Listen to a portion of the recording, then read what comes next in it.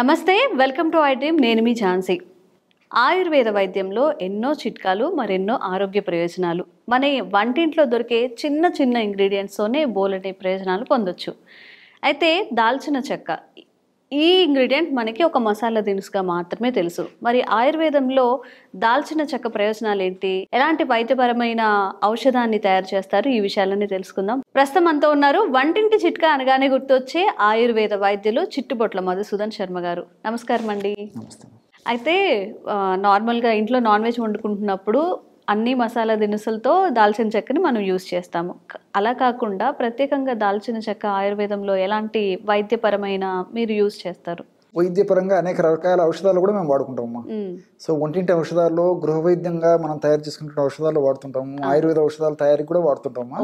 So ఒంటింటికి సంబంధించిన ఔషధాలు తయారు చేసుకుని ఆ టిప్స్ తయారు చేసుకుని ఏ వ్యాధులకు వాడుకోవచ్చు కూడా నేను మన ప్రేక్షకులకు తెలియజేస్తానమ్మా. గత వీడియోలో కూడా మన ఇంటర్వ్యూలో కూడా కొన్ని మనం తెలుసుకోవడం జరిగిందమ్మా. అంటే మంచి నిద్ర వచ్చేదానికి దాల్చిన చెక్క ఎలా వాడుకోవాలి, అదేవిధంగా కీళ్ళ నొప్పులు తగ్గేందుకు దాల్చిన చెక్క ఎలా వాడుకోవాలి మొదలైన వివరాలు తెలుసుకోవడం జరిగిందమ్మా. ఇప్పుడు కూడా మళ్ళీ కొన్ని మన ప్రేక్షకుల కోసం చెప్పుకుందాం. సో విషపురుగుల కాట్లకి ఈ దాల్చిన చెక్క చాలా బాగా పనిచేస్తుందమ్మా. ఇవేమంటే ఈ విషపురుగుల కాట్లు అనేసరికి ఎప్పుడు ఏ టైంలో ఏ పద్ధతిలో ఎక్కడ ఈ ఇబ్బంది పెడతాయో మనకు తెలియనటువంటి సమస్య. అంటే విషపురుగులు అంటే ఈవెన్ దోమను కూడా మనం దృష్టిలో పెట్టుకొని ఆలోచన చేసుకోవచ్చు అమ్మా. దోమ కాటు కానీ ఇతర విష కీటకాలు పురుగుల కాట్లు కానీ ఉన్నప్పుడు తక్కువ సమస్య మొదలవుతుంది. అది కుట్టినటువంటి వెంటనే దాని ప్రభావం మొదలవుతుందమ్మా. సో దురద ఉండడము, దద్దులు రావడము, మంట ఉండడము, విపరీతమైనటువంటి ఒక్కోసారి ఎర్రగా తయారైపోయి ఆ భాగం అంతా వాయడం, ఇలాంటివన్నీ జరుగుతుంటాయమ్మా. సో విషపురుగుల కాట్లకి దాల్చిన చెక్క ఒక ఆ యొక్క విషం పురుగుల యొక్క దీని యొక్క పాయిజన్ నిర్వీర్యం చేస్తున్నామా. సో ఆ పాయిజన్ ఎఫెక్ట్ ఇమ్మీడియట్ గా.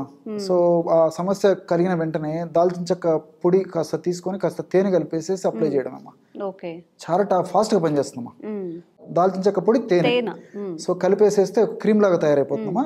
జస్ట్ క్రీమ్ అప్లై చేశారు, సో ఇమ్మీడియట్ తగ్గిపోతుందమ్మా. సో ఆ విధంగా పనిచేస్తుంది. తర్వాత రెండోది ఏంటంటే ఇది కొన్ని రకాలైన చర్మ వ్యాధులకు పనిచేస్తుంది. వీటన్నిటికి తోడు సౌందర్యవంతంగా కూడా సమస్యలకు సంబంధించిన సమస్యలు చాలా బాగా పనిచేస్తుందమ్మా. ముఖ్యంగా ఈ మొటిమలమ్మా. ఈ మొటిమలు ఈ రోజుల్లో యవ్వన పిటికలు అంటారమ్మా. అంటే యవ్వనంలో యూత్ లో వచ్చేటువంటి సమస్య సాధారణంగా పింపుల్స్ అని చెప్పేసి, యాకిన్ అని చెప్పేసి అంటుంటారమ్మా. సో ముఖ్యంగా ఈ ఆడవాళ్ళలో మగవాళ్ళలో వస్తున్నప్పటికీ ఆడవాళ్ళు చాలా మానసికంగా కుంగిపోతుంటారు ఈ రోజుల్లో. మరి సౌందర్యం మీద ఇది పెరిగిపోయింది కదమ్మా. మగవాళ్ళు కూడా ఫీల్ అయ్యే పరిస్థితి ఏర్పడిందమ్మా. మొటిమలు వస్తే వాళ్ళు కూడా 18 మందిలోకి వెళ్ళాలన్నా కొంచెం నామోషిగా ఫీల్ అయ్యేటువంటి టెండెన్సీ ఉంటుందమ్మా. సో ఇలాంటి వాళ్ళు ఏం చేస్తారంటే పాపం వేలాది రూపాయలు ఖర్చు పెట్టడానికి కూడా వెనకాడరు. సో కేవలం దాల్చిన చెక్కతో ఆ సమస్య తగ్గించుకోవచ్చు. దాల్చిన చెక్క ఫేస్ కి అప్లై చేయాలా? మీరు చాలా ఆశ్చర్యపోతారమ్మా. మంట తీసుకుంటుంది.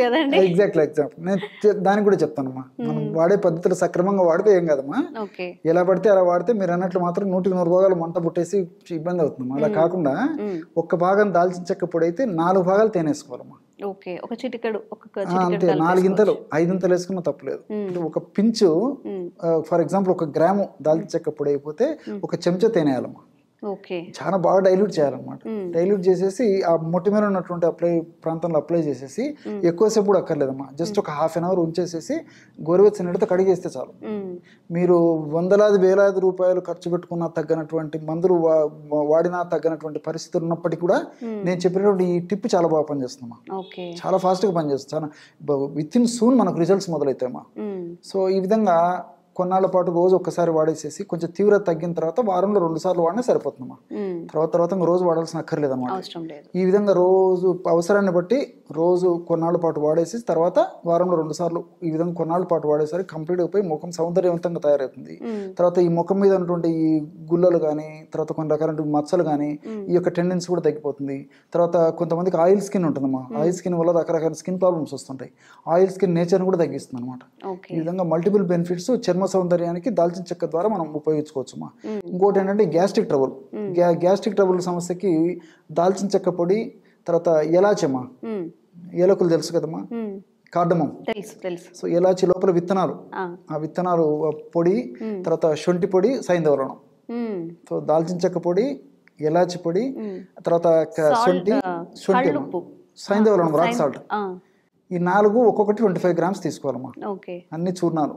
సో అన్ని కలిపేయడం వల్ల 100 గ్రామ్స్ పౌడర్ తయారైపోతుంది.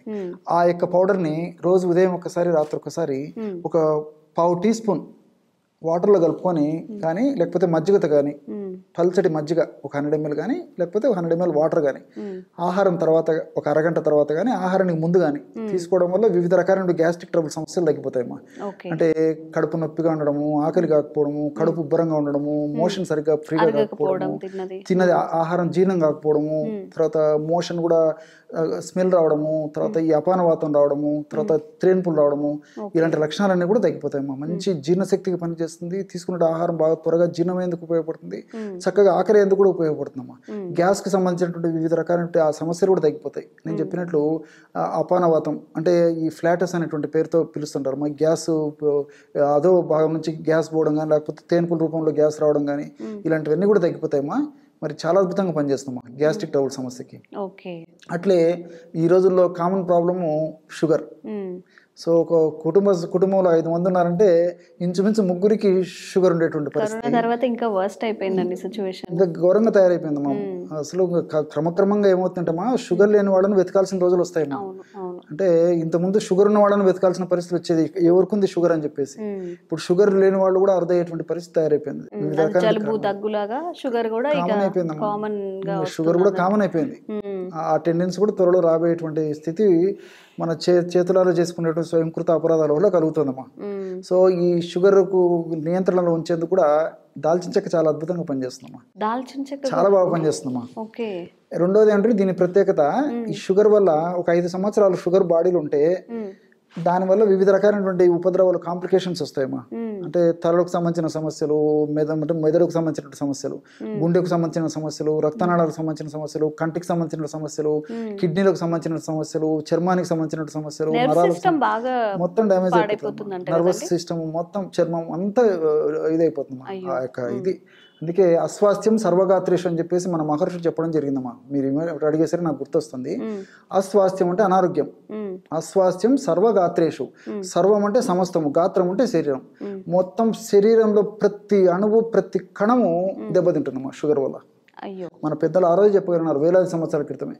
సో ఆ విధంగా రాకుండా ఉండేందుకు, కాంప్లికేషన్స్ రాకుండా ఉండేందుకు, షుగర్ బాగా నియంత్రణ ఉండేందుకు దాల్చిన చెక్క చాలా బాగా పనిచేస్తుందమ్మా. దీన్ని ఎలా వాడుకోవాలంటే మా దాల్చిన చెక్క చూర్ణము, తర్వాత పొడపత్రి చూర్ణము దొరుకుతుందమ్మా. పొడపత్రి దాన్ని మధునాశిని అంటారమ్మా. మధునాశిని మనము ఆకు నమిలినా, ఆ పొడి నమిలిన వెంటనే మనము పంచదార కానీ బెల్లం కానీ స్వీట్ కానీ నోట్లు వేసుకుంటే ఇసుక నమిలినట్టు ఉంటుందమ్మా. అంటే ఆ టేస్ట్ కూడా ఉండదు, ఆ తీపితనం పోతుందమ్మా. భగవంతుడు ఆ శక్తిని అందులో సృష్టించి మానవాళికి ప్రసాదించడం జరిగిందన్నమాట. అందుకే దాన్ని మధునాశిని అంటారు. మధుత్వాన్ని నాశనం చేస్తుంది. పొడపత్రి అని తెలుగులో అంటారు. షుగర్కు బాగా ఉపయోగపడుతుంది, షుగర్ను నియంత్రించడానికి. ఆ పొడపత్రి చూర్ణము, దాల్చిన చెక్క చెప్పాను కదమ్మా, దాల్చిన చెక్క చూర్ణము, పొడపత్రి చూర్ణము, తర్వాత నల్ల జీలకర్ర. మామూలు జీలకర్ర అనేది అందరికి చాలా మందికి తెలుసు, ఆహారంలో వాడతాము. ఈ నల్ల జీలకర్ర ఎక్కువగా ఔషధంగా వాడతారమ్మా. మనకు మార్కెట్లో దొరుకుతుంది. ఆ నల్ల జీలకర్ర తెచ్చుకొని శుభ్రం చేసేసి కాస్త వేయించేసేసి పౌడర్ చేయాలి. ఆ పౌడరు తర్వాత చివరగా పసుపు. కొన్ని కార్యక్రమాలు కూడా మనం చెప్పుకోవడం జరిగిందమ్మా.